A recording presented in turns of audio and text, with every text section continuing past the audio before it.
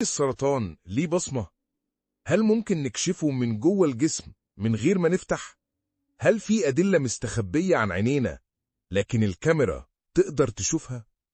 التحقيق لسه مستمر. أنا دكتور تشخيصي ومتنكر قوي، متنكر بزيادة. أصل الموضوع عجبني قوي وقلت أكمل في الخط ده.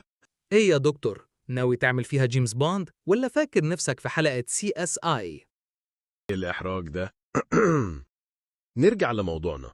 طالما بنفتش عن أدلة السرطان يبقى لازم نوصل لها بكل الطرق، والنهاردة الأشعة هي دليلنا التاني.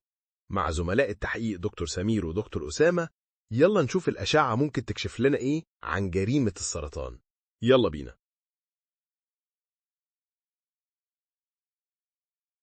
نروح بقى للنوع التاني من وسائل التشخيص، وهو الأشعة. في أكتر من نوع بنستخدمه حسب نوع الورم والمكان اللي شاكين فيه.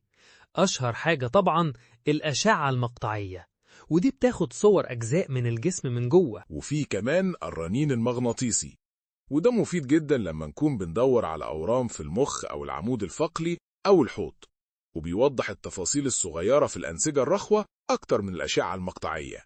في الحلقة الجاية هنكمل مع الأشعة، يا ترى هتنفع كدليل على الجريمة ولا لأ؟